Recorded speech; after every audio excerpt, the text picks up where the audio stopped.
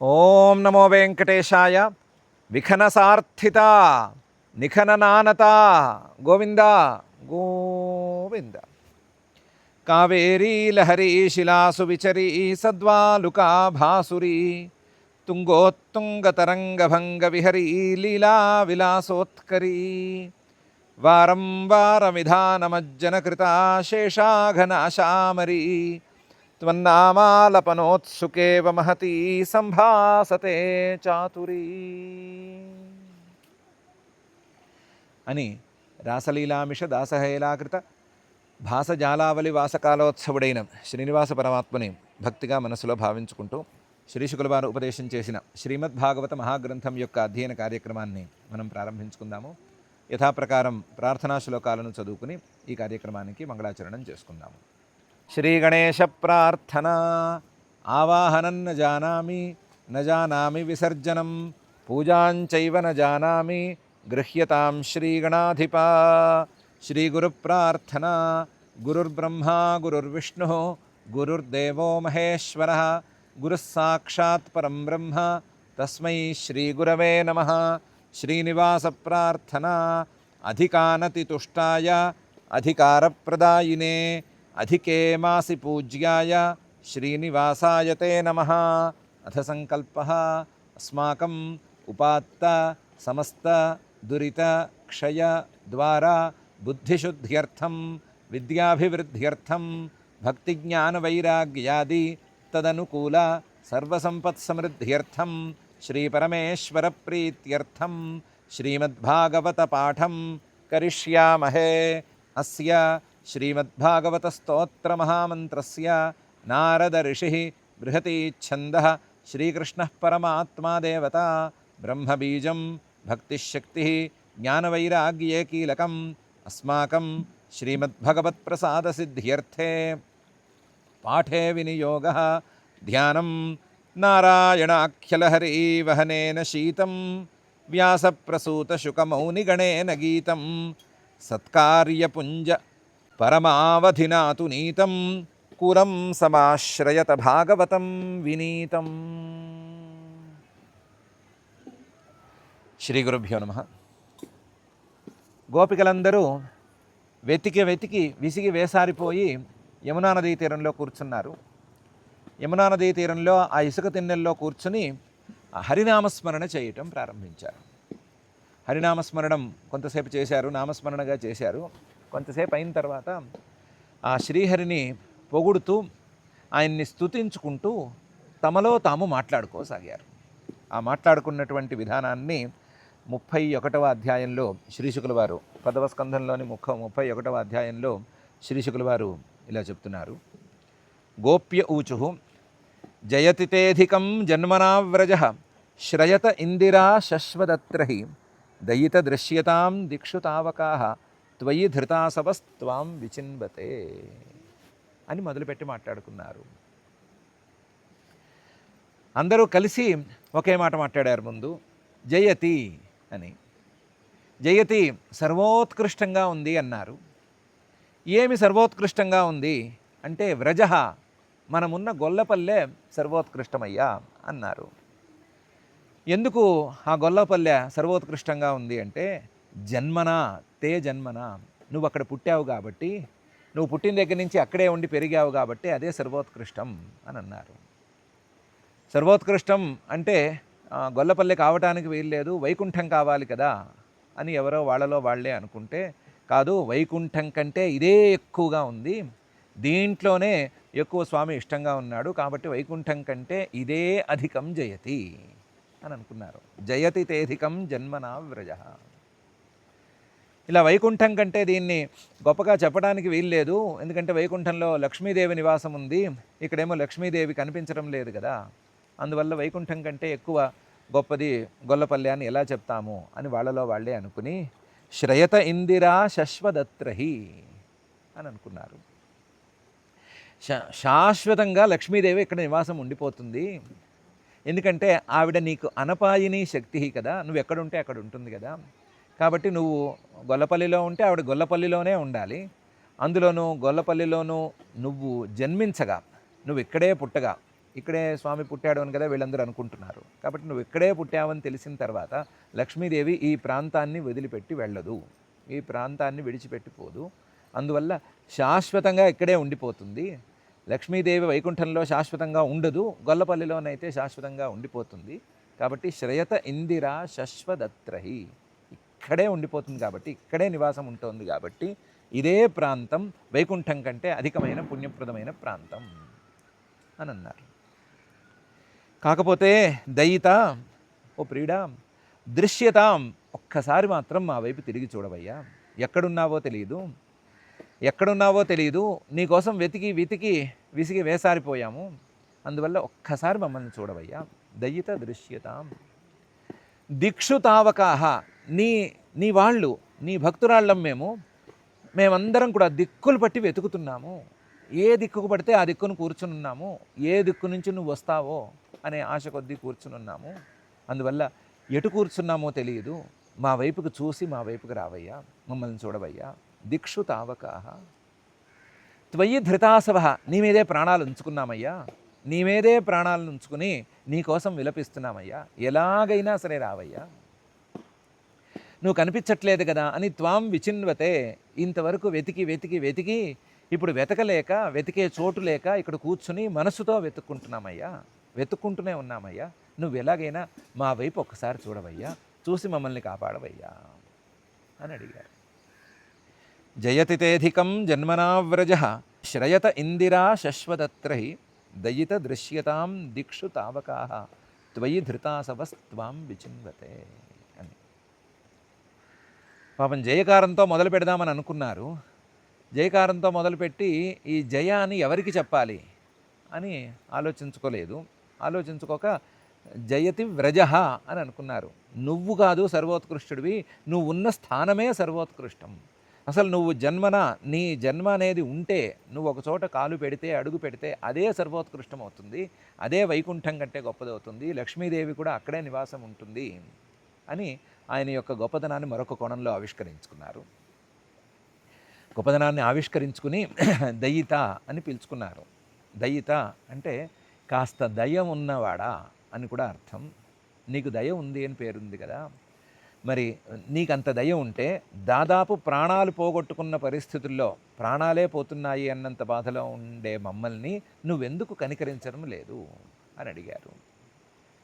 ప్రాణాలు పోగొడుతున్నారా, ఎక్కడున్నారు మీరు అని ఆయన అడుగుతారేమో అని, అయ్యో ఏ దిక్కును పడితే ఆ దిక్కునే ఉన్నామయ్యా అని దిక్షు తావకాహ అని కాకువగా అన్నారు. దిక్షు తావకాహ. అదేంటి ప్రాణాలు పోతున్నాయి, కనిపించకపోతే ప్రాణాలు పోయేట్టున్నాయి అన్నారు కదా, ఇంతసేపైనా ప్రాణాలు పోవే అని అడుగుతాడేమో అని త్వయి ధృతాసవ, నీ కోసం ప్రాణాలు ఉగ్గపెట్టుకున్నామయ్యా, ఉగ్గపెట్టుకున్నాము ప్రాణాలని.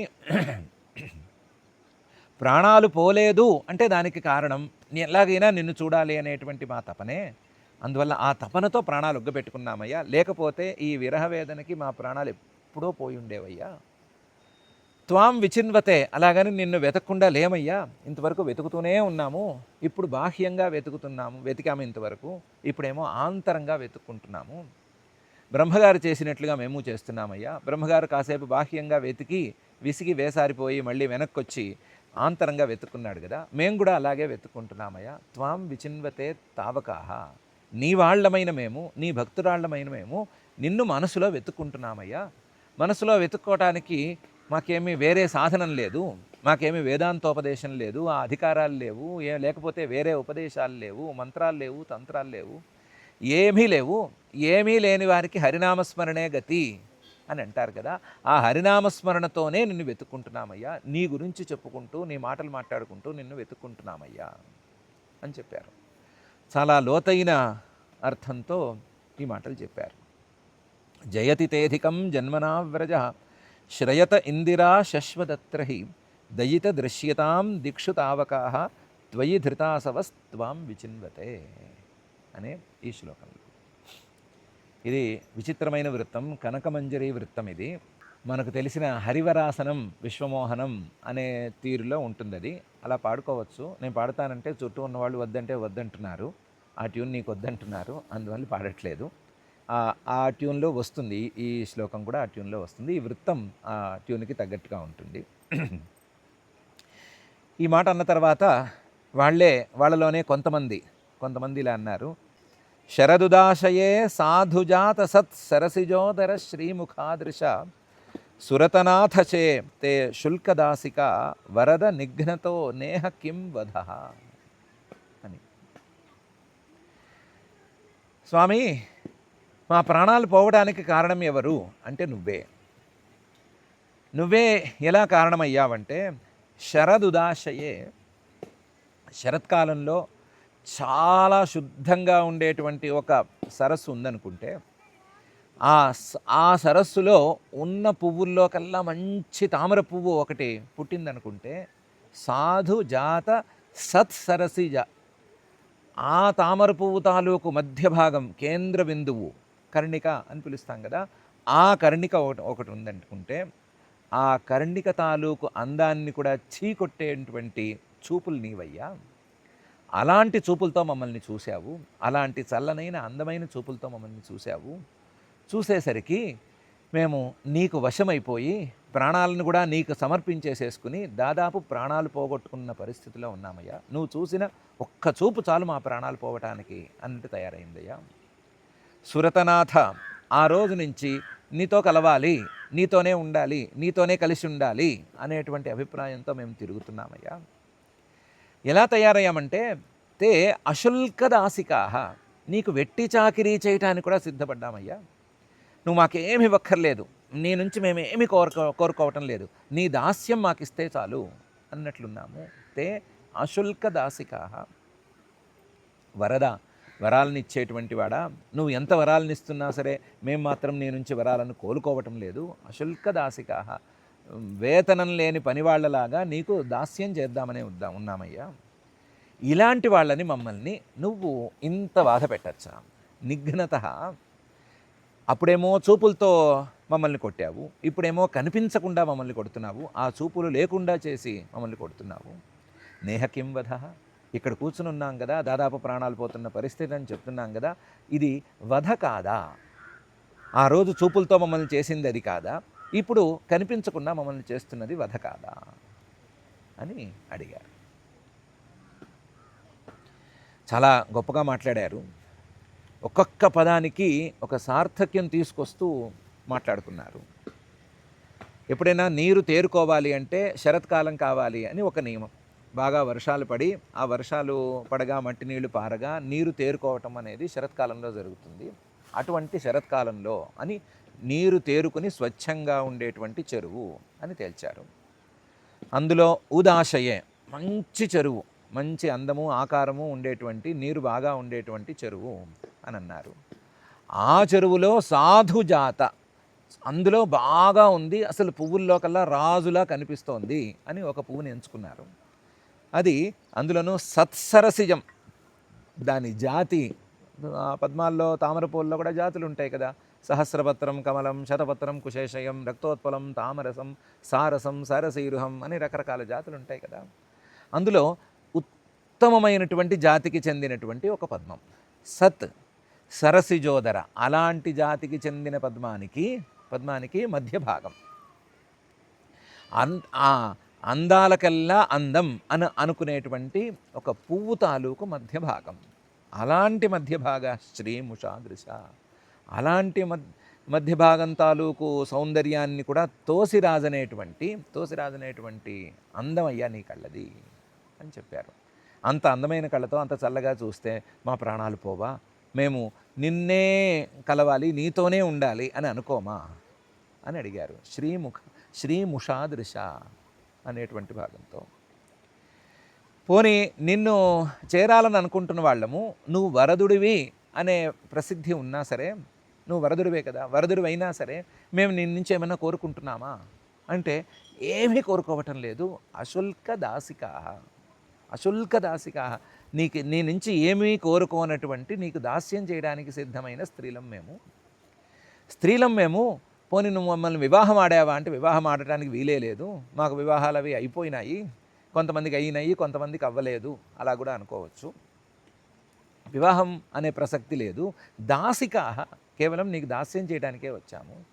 ఆ దాస్యం చేసినా కూడా నిన్నేమీ అడగటం లేదు. అశుల్క దాసికాహ, ఏమీ అక్కర్లేదు అని అనుకుంటున్నాము. ఇంత వరదుడి నుంచి కూడా ఏమీ కోరుకోవడం లేదు. ఇలాంటి మా మీద నువ్వు అనుగ్రహం చూపించాలా, లేదా మమ్మల్ని ఇలా వధ చేసేట్టుగా మాకు కనిపించకుండా ఉండాలా అని తేల్చుకోమని చెప్పారు. వరద, నువ్వేదో చాలా వరాలు ఇస్తాలని పేరు కదా, మేము నిన్ను ఒకే ఒక వరం అడుగుతాము, కనిపించు అని ఒకే ఒక వరం అడుగుతాము, పోనీ ఆ వరమైనా తీర్చు. వరద తీర్చడం లేదు కదా, నిఘ్నతో నేహకిం వధ, ఇలా వరం ఇవ్వకుండా కంటికి కనిపించకుండా మమ్మల్ని సంహరిస్తే ఇది వధ కాదా? ఈ పాపం నీకు చుట్టుకోదా? అంటే సర్వపాపోదితుడివి కాబట్టి, ఏ పుణ్యం పాపం అంటది కాబట్టి ఇలాంటి పనులు కూడా చేయొచ్చా అని అడిగారు. శరదుదాశయే సాధుజాత సత్సరసిజోదర శ్రీ ముషాదృశ సురతనాథ తే అశుల్కదాసికా వరద నిఘ్నతో నేహ కిం వధ అని. అందువల్ల ఒకసారి రా, వచ్చి మమ్మల్ని చూడు, మాకు నీ రూపాన్ని చూపించు అని తమ తాత్పర్యాన్ని ప్రదర్శించారు. ఈ లోపల కొంతమంది అన్నారు, ఆయన్ని అలా అనటం తప్పు, నిఘ్నతో నేహకిం వధ అని అనటం తప్పు. ఆయన మనల్ని ఎప్పుడూ సంహరించలేదు, మనల్ని ఏం వధించలేదు, ఏం ఇబ్బంది పెట్టలేదు. మనకేమైనా ఇబ్బంది వస్తే ఆయన ఆ ఇబ్బంది నుంచి గట్టే ఎక్కించాడు. విషజలాప్యయాత్ వ్యాళరాక్షసాత్ వర్షమారుతాద్ వైద్యుతానలాత్ వృషమయాత్మజాద్ విశ్వతో భయాత్ రిషభతే వయం రక్షితాముహు అని చెప్పుకోవాలి. ఆయన్ని చెప్పుకుని వేర్వేరు సందర్భాల్లో మమ్మల్ని రక్షించావు కదయ్యా, ఇప్పుడు కూడా మమ్మల్ని రక్షించు అని ప్రార్థించాలి. ఆయన్ని వినయంగా ప్రార్థించాలే కానీ ఆయన్ని ప్రశ్నిస్తే ఆయన ఏమి లొంగడు అని అన్నారు. విషజలాప్యయాత్, ఎప్పుడో కాళిందీ నదిలో, యమునా నదిలో విషజలం చేరితే, కాళీయుడి ద్వారా విషజలం చేరితే, ఆ విషజలం తాగి మా వాళ్ళు కొంతమంది మూర్ఛలవిపోతే అప్పుడు నువ్వే కదా వచ్చి రక్షించావు. ఆ కాళీయుడిని అక్కడి నుంచి పారద్రోలి ఆ తర్వాత పిల్లలందరూ వెళ్ళి హాయిగా వెళ్ళి ఆడుకునేటట్లుగా నువ్వే కదా చేశావు. విషజలాప్యయాత్. ఒకసారి వ్యాళ రాక్షసాత్, అఘాసురుడు అనేటువంటి పాము రూపాన్ని ధరించిన రాక్షసుడు వస్తే ఆ రాక్షసుడి నుంచి కూడా నువ్వే కదా మమ్మల్ని రక్షించావు. వ్యాళ రాక్షసాత్. వర్ష మారుతాత్, వర్షం వచ్చింది, వారం రోజులు ఎడతెరిపి లేని వర్షం. ఆ వర్షం వచ్చినప్పుడు గోవర్ధనగిరి ధరించి నువ్వే కదా మమ్మల్ని రక్షించావు. అలాగే అప్పుడే వచ్చినటువంటి గాలి నుంచి కూడా నువ్వే కదా మమ్మల్ని రక్షించావు. అలాగే మారుతాత్, విడిగా తీసుకుంటే తృణావర్తుడు వచ్చి సుడిగాలిలా వచ్చి మా మీద దాడి చేస్తే నువ్వే కదా మమ్మల్ని రక్షించావు. వైద్యుతానలాత్, ఒకసారి కాదు 2 సార్లు మా మీద కార్చిచ్చు దాడి చేస్తే ఆ కార్చిచ్చు నుంచి కూడా నువ్వే కదా మమ్మల్ని రక్షించావు. వైద్యుతానలాత్. వృషమయాత్మజాత్, ఒక రకంగా చెప్పుకోవాలంటే వృషభాసురుడి నుంచి మమ్మల్ని నువ్వే రక్షించావు కదా. అలాగే వృషాసురుడు, వృషభ రూపంలో ఉండేటువంటి అరిష్టుడు అనేటువంటి రాక్షసుడు, ఆ రాక్షసుడు యొక్క పిల్లవాడు ఒకడుంటే వృషాత్మజ పిల్లవాడుంటే, ఆ పిల్లవాడు కూడా రాక్షసుడైతే ఆ రాక్షసుడి బారి నుంచి మమ్మల్ని నువ్వే కదా కాపాడబోతావు. అలాగే మయాత్మజాత్, మయాత్మజుడైనటువంటి వ్యోమాసురుడు వస్తే ఆ వ్యోమాసురుడి నుంచి కూడా నువ్వే కదా మమ్మల్ని కాపాడబోతావు. అలాంటి వాడివి విశ్వతో భయాత్, ఎటువైపు నుంచైనా సరే నా వాళ్ళకి భయం అనేది లేదు అని అభయం నువ్వే కదా ఇస్తున్నావు. రిషభ, ఓ రిషభ పురుషశ్రేష్ఠుడా, తే వయం రక్షితాముహు, నీ ద్వారా మేము ఎన్నోసార్లు రక్షణకు నోచుకున్నాము, ఎన్నోసార్లు నువ్వు మమ్మల్ని రక్షించావు, ఎన్నోసార్లు రక్షించిన వాడివి, ఈసారి మాత్రం ఎందుకయ్యా రక్షించకుండా ఉండటము, ఈసారి వచ్చి రక్షించవయ్యా, కళ్ళకు కనిపించవయ్యా అని అడిగారు వీళ్ళు. అలా ప్రార్థించమని మిగతా వాళ్ళకు కూడా చెప్పారు. ముందు విషజలాప్యయాత్ అందరికీ తెలిసిందే, వ్యాళ రాక్షసాత్ అఘాసురుడి వ్యవహారం కూడా అందరికీ తెలిసిందే, వర్షం మారుతం రెండూ కలిసి వచ్చినప్పుడు ఒకటే అందరికీ తెలిసిందే, వర్షమారుతం అనేది కలిసి వచ్చినది తెలిసిందే, మారుతం తృణావర్తుడి గురించి తెలిసిందే, వైద్యుతానలాత్ కార్చిచ్చు నుంచి 2 సార్లు కాపాడిన సంగతి కూడా తెలిసిందే. వీళ్ళకి దివ్య దృష్టికి రాబోయేటువంటి 2 వృత్తాంతాలు కూడా ఇప్పుడు తెలిసిపోయినాయి. అందువల్ల మయాత్మజాత్, వృషాసురుడి కొడుకు మయాసురుడి కొడుకు వీళ్ళిద్దరి నుంచి రక్షించబోతున్నావు అని అన్నారు.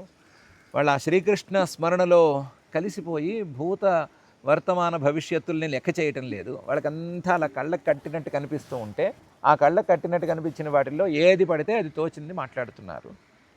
విశ్వతో భయాత్ అని విశ్వత అన్ని వైపుల నుంచి మాకు అభయాన్ని ఇచ్చిన వాడు నువ్వే అంటున్నారు. వృషభ నువ్వు శ్రేష్ఠుడివయ్యా అని అంటున్నారు. దేవయం రక్షితాముహు నీ నుంచి మేము ఎన్నోసార్లు రక్షణను పొందాము, ఇప్పుడు కూడా అలాంటి రక్షణను పొందాలనుకుంటున్నాము అని చెప్పారు. పనిలో పని ఒక చిన్న పొడుపు పొడిచారు స్వామిని. నీ అవతారాల్లో ఋషభావతారం అనే అవతారం ఒకటి ఉంది కదా, అది యోగి అవతారం కదా. ఆ యోగి అవతారంలో ఏమీ పట్టనట్టుగా ఎక్కడికి పడితే అక్కడ తిరుగుతూ ఉండటం అలవాటు ఉంది కదా. ఆ అలవాటే పాపం ఇప్పుడు కూడా తెచ్చుకున్నట్టున్నావు. ఆ అలవాటు ప్రకారం మేమంటే ఏమీ పట్టనట్టుగా తిరుగుతున్నట్టున్నావు. ఆ ఋషభావతారం నీది అయిపోయింది, అది గతకాలము. భావి కాలం అనేది ఒకటి రాబోతోంది. ఇప్పుడు వర్తమాన కాలంలో ఎన్నిసార్లు మమ్మల్ని రక్షించడానికి వచ్చావు, ఎక్కడ పడితే అక్కడ తిరగలేదు. భావి కాలంలో కూడా రక్షించడానికి రాబోతున్నావు, దాన్నే గుర్తుంచుకో.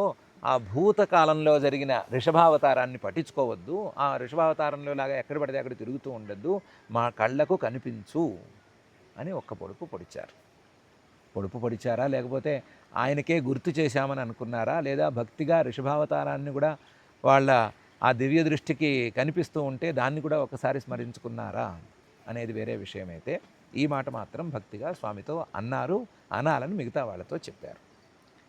విషజలాప్యజాత్ వ్యాలరాక్షసాత్ వర్షమారుతాద్ వైద్యుతానలాత్ వృషమయాత్మజాద్ విశ్వతో భయాత్ ఋషభతే వయం రక్షితాముహు అనేటువంటి ఈ శ్లోకంలో ఇన్ని రకాల రక్షణలను ఇచ్చిన వాడివి ఈ ఒక్కసారికి ఎందుకు రావడం లేదు అని ఈ శ్లోకంలో ప్రశ్నించారు. ఇది కాక ఒక న్యాయాన్ని కూడా చెప్పారు. విషవృక్షోపి సంవర్ధ్య స్వయం ఛేత్తుం అసాంప్రతం అని న్యాయం. కాళిదాస మహాకవి ఒక చోట చెప్పినటువంటి న్యాయం. ఆ న్యాయాన్ని కూడా ప్రదర్శించారు. ఎవరైనా సరే తెలిసి విషవృక్షాన్ని పెంచుకుంటే వాళ్ళు పెంచుకున్న వృషవృక్షాన్ని అది పెరిగింది, ఇబ్బందిగా ఉంది అని తెంచటం అనేది సరి అయింది కాదు. దాన్ని త్రుంచకూడదు. విషవృక్షాన్ని పెంచకుండా ఉండాలి, కానీ పెంచి బాగా నీళ్లు పోసి పెంచి చివరికి ఇది విషవృక్షం మంచిది కాదు అనుకుని తుంచేసేయకూడదు. అలాగే మేము ఎలాంటి వాళ్ళమే అయినా మమ్మల్ని ఇన్ని రకాలుగా రక్షించి ఇన్ని రకాలుగా మమ్మల్ని పెంచి పోషించి ఈరోజు కనిపించకుండా పోకూడదు అనేటువంటి న్యాయం కూడా చూపించి పై శ్లోకంలో అంటున్నారు. నఖలు గోపికా నందనో భవాన్ అఖిల దేహనామంతరాత్మదృక్ విఘనసార్థితో విశ్వగుప్తయే సఖ ఉదేయివాన్ సాత్వతాంకులే అని రెండు విచిత్రమైన భావాలతో ఈ శ్లోకాన్ని గుచ్చారు. ఒక భావం ప్రకారం చూస్తే కాకువు ఒక రకమైన వ్యంగ్యమైన ధోరణి కనిపిస్తుంది, మరొక భావంతో చూస్తే పరిశుద్ధమైన తత్వం కనిపిస్తుంది. అలా ఉండేటట్టుగా ఈ శ్లోకాన్ని అంతమంది కలిసి రచించారో కొంతమంది రచించారో తెలియదు, రచించారు. ముందు కాకువుగా చూస్తే మీ తల్లిగారి పేరేంటి అని అడిగారు. మీ తల్లిగారి పేరు యశోద కదా. ఆ యశోద అబ్బాయివి కావు నువ్వు. నఖలు గోపికా నందనో భవాన్, యశోద గారు అబ్బాయివి కావు. యశోద గారు అబ్బాయివి ఎందుకు కావు నువ్వు అంటే, ఆ యశోద గారు కాస్త దయామయురాలు. ఎవరైనా వెళ్ళి ఏమైనా కష్టం చెప్పుకుంటే అయ్యో పాపం అని అనుకుంటుంది. నీలో అసలు అయ్యో పాపం అనుకునే గుణమే లేదు, కాబట్టి నువ్వు యశోదానందనుడు కావడానికి వీల్లేదు అని కాకుగా అన్నారు. నఖలు గోపికా నందనో భవాన్. అరే నీ గురించి అఖిల దేహినాం అంతరాత్మదృక్ అని చెప్తారే కొంతమంది పెద్దవాళ్ళు, గర్గుడు వీళ్ళు పెద్దవాళ్ళు కొంతమంది వచ్చారు, భాగురి వీళ్ళందరూ వచ్చారు. వాళ్ళు ఏదో చెప్పుకుంటే ఎవరో వినగా మేము విన్నాము, కానీ అదేం అనిపించట్లేదు. అఖిల దేహినాం ఉన్న శరీరాన్ని ధరించి ఉన్న ప్రాణులన్నిటి తాలూకు అంతరాత్మదృక్ లోపల మనసులో లోపలి పొరల్లో ఏముందో అది స్పష్టంగా చూడగలవు, అందరికీ సాక్షివి అని వాళ్ళు చెప్పారు. నమ్మకం కుదరట్లేదు. నాఖిల దేహినాం అంతరాత్మదృక్ త్వం, నువ్వు అలా ఉన్నావని నాకు అనిపించట్లేదు. ఎందుకంటే ఒకవేళ మనసుల్లో ఏమైనా బాధ ఉంది అని నీకు తెలిసింటే వచ్చుండేవాడివి కదా.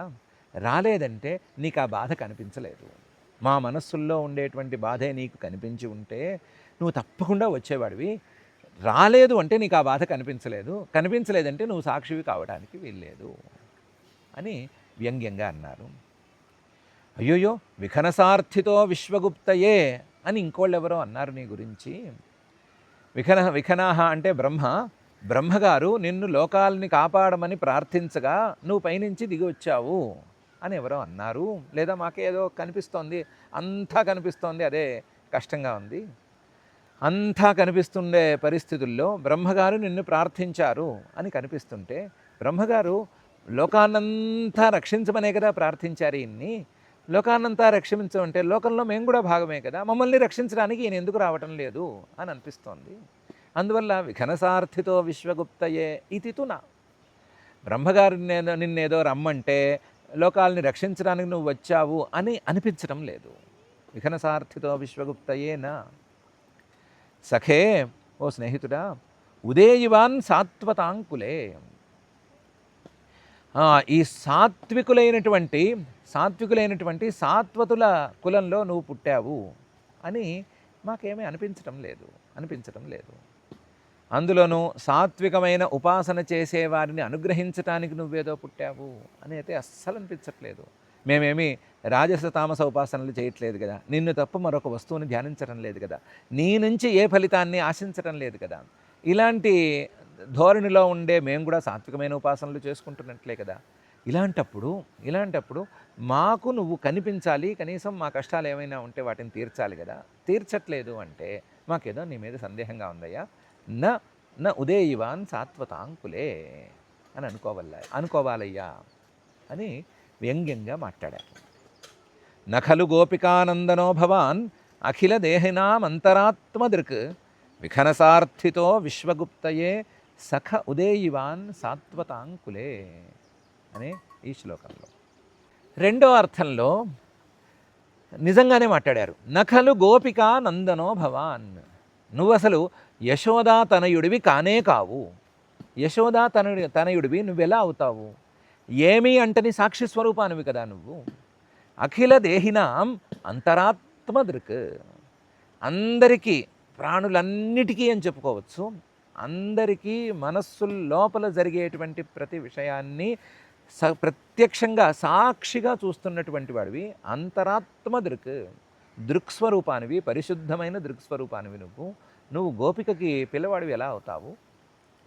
విఘనసార్థితో విశ్వగుప్తయే సఖే ఉదేయివాన్ సాత్వతాంకులే. బ్రహ్మగారు వచ్చి ప్రార్థిస్తే విఘనసార్థిత విశ్వగుప్తయే, ఆయన ఏదో లోకరక్షణ అంటున్నాడు కదా, లోకరక్షణ అన్నప్పుడు ఇలాంటివి పట్టించుకోకూడదు కదా, నేను శుద్ధ స్వరూపుణ్ణి నాకేం పట్టవు అని అనకూడదు కదా అనే ఉద్దేశంతో ఆయన మీద లోకాల మీద దయతో ఎక్కడో చోట పుట్టాలి కాబట్టి పుట్టవలసిన చోట్లలో, లేదా ఎక్కడో చోట అవతరించాలి కాబట్టి అవతరించవలసిన చోట్లలో ఉత్తమమైన వంశం సాత్వత వంశం కాబట్టి ఆ సాత్వతాంకులే సాత్వత వంశంలో ఏదో ఉదేయివాన్ సాక్షిగా ఉండవలసినటువంటి నువ్వు, సాక్షిగా ఉండే నువ్వు పుట్టినట్లుగా లేదా అవతరించినట్లుగా అనిపిస్తున్నావు. నీ యొక్క తత్వం మాత్రం సాక్షి స్వరూపం. సాక్షి యొక్క స్వరూపంలో ఉదాసీనత అనేటువంటిది ప్రధానం. ఉదాసీనత అనేదాన్ని నువ్వు కనబరుస్తున్నావు. మేము చూడాలని నిన్ను చూడాలని అనుకుంటున్నా సరే నువ్వు మాత్రం ఉదాసీనంగానే ఉన్నావు. కానీ అదే సమయంలో దీన్ని కూడా గుర్తుంచుకో, నువ్వు విశ్వరక్షణార్థం అవతరించి వచ్చినవాడివి, సాక్షి స్వరూపంలోనే స్థిరంగా ఉన్నవాడివి కావు, దిగి వచ్చినవాడివి. ఆ విశ్వంలో భాగమైన మమ్మల్ని రక్షించటం అనేది పెట్టుకోవచ్చు, తప్పేమీ లేదు. అందువల్లనే సాత్వతాంకులే దైవాన్, మా వంశంలోనే పుట్టావు, మా వంశంలోనే పుట్టినవాడివి, మమ్మల్ని సంరక్షించవచ్చు అని అన్నారు. ఇందులో కొంత ఇదిగా ఉంది, కన్ఫ్యూషన్ అనేది ఉంది మనలాంటి వాళ్ళకి అన్నీ కనిపిస్తున్నాయి కాబట్టి వాళ్ళు కన్ఫ్యూషన్ లేకుండా మాట్లాడారు. గోపికానందన సాత్వతాంకులే ఈ రెండు కలవవు. ఇప్పటికీ స్వామి సాత్వతాంకులే పుట్టాడు అనే మాట ఎవరికీ తెలియదు, వీళ్ళకి దివ్య దృష్టికి తప్ప ఎవరికీ తెలియదు. అందరూ గోపికానందన అనే అనుకుంటున్నారు. వీళ్ళు రెండూ కలిపి రెండు అర్థాలు వచ్చేలాగా మాట్లాడుతున్నారు. నువ్వు అసలు నందనుడివి కావు, సాత్వతాంకులే ఉదేయివా అనేది లేదు నీకు, నువ్వు కేవలం సాక్షి స్వరూపుడివి అనేటువంటి భావన పైకెత్తి చూపించి, సాక్షి స్వరూపుడివైనా సరే అవతరించినావు కదయ్యా, అవతరించిన వాడివి మమ్మల్ని రక్షించాలి కదయ్యా అని అంటున్నారు. నఖలు గోపికానందనో భవాన్ అఖిల దేహినామంతరాత్మదృక్ విఖనసార్థితో విశ్వగుప్తయే సఖ ఉదేయివాన్ సాత్వతాంకులే అనేటువంటి ఈ శ్లోకంలో ఇంకా చాలా చాలా విషయాలను చెప్పబోతున్నారు. చాలా చాలా వివరంగా ఆయన్ని కోరుకోబోతున్నారు, ప్రార్థించబోతున్నారు. ఆ విధానాలన్నింటినీ మనం క్రమక్రమంగా చూసుకుంటూ ఉన్నాము. ఇప్పటికైతే ఆ గోపికల యొక్క హరినామస్మరణ మాహాత్మ్యాన్ని ఒకసారి మనం గమనించుకుందాము. హరినామస్మరణ మాహాత్మ్యంతో వాళ్ళకి ఆ శ్రీహరి యొక్క తత్వం మొత్తం కళ్ళ ముందు అలా గోచరమవుతూ ఉంది, కళ్ళ ముందు అలా కట్టినట్టు కనిపిస్తోంది. అలాంటి స్థితికి వచ్చి చివరికి తత్వం కూడా వాళ్ళకి కనిపిస్తోంది. కాబట్టి ఆ తత్వాన్ని వెతుక్కుంటూ, ఆ తత్వాన్ని వెతుక్కోవడంలో మధ్యలో ఎక్కడైనా సరే ముందుకు సాగకపోతే హరినామస్మరణాదులు చేస్తూ నిరంతరం ఆయనలోనే ధ్యాస అనేది ఉంచుకుంటే గనక భూత భవిష్యత్ కాలాల్లో ఉండేటువంటి పదార్థాలు మాత్రమే కాకుండా ఆ శ్రీహరి యొక్క తత్వం కూడా స్పష్టంగా గోచరిస్తుంది అనే విషయాన్ని వాళ్ళు చాటి చెప్తున్నారు. అలాంటి విశేషార్థాలు అవి ఉన్నా లేకపోయినా, విశేష ప్రయోజనాలు అవి ఉన్నా లేకపోయినా సరే హరినామస్మరణ అనేటువంటి అదే పనిగా మనం కూడా కూర్చోగలిగితే అశుల్కదాసికాహ వరద అనేటువంటి 2 పదాల్లో ఉండేటువంటి స్వారస్యాన్ని మనం పట్టుకోగలిగితే ఆయన ఎంత వరదుడే అయినా, ఆయన ఎంత ఏమి ఇవ్వగలిగినా సరే మనం మాత్రం ఏమీ కోరని దాసులం మాత్రమే అనేటువంటి భావాన్ని పెంచుకోగలిగితే స్వామి అనుగ్రహం మనకు పరిపూర్ణంగా లభిస్తుంది అని మనం ఆశించవచ్చు. అలాంటి అనుగ్రహాన్ని కోరుకుని అశుల్కదాసిక అనేటువంటి భావనతో వరద అనేటువంటి ఆయన్ని మనం పట్టుకోవడానికి ప్రయత్నం చేసుకుందాం. అలాంటి ప్రయత్నాన్ని సఫలం చేయవలసిందిగా ఆ రాసలీలామిష దాసహేలాకృత భాసజాలావలి వాసకాలోత్సవుడైన శ్రీనివాస పరమాత్మని భక్తిగా ప్రార్థించుకుందాం. ఈ అల్పారంభాన్ని ఇంతటితో ముగించుకుని క్షమా ప్రార్థనాదులను చెప్పుకుందాం. అథ క్షమా ప్రార్థనా యదక్షరపదభ్రష్టం మాత్రాహీనంచ యద్భవేత్ తత్సర్వం క్షమ్యతాం దేవ నారాయణ నమోస్తుతే. అథ భగవత్సమర్పణం కాయేన వాచా మనసేంద్రియైర్వా బుద్ధ్యాత్మనా వా ప్రకృతే స్వభావాత్ కరోమి యద్యత్ సకలం పరస్మై నారాయణాయేతి సమర్పయామి. అథ లోకక్షేమ ప్రార్థనా సర్వే భవంతు సుఖినః సర్వే సంతు నిరామయాః సర్వే భద్రాణి పశ్యంతు మా కశ్చిద్ దుఃఖభాగ్ భవేత్. అథ మంగళం శ్రియః కాంతాయ కళ్యాణ నిధయే నిధయేర్థినాం శ్రీవేంకటనివాసాయ శ్రీనివాసాయ మంగళం.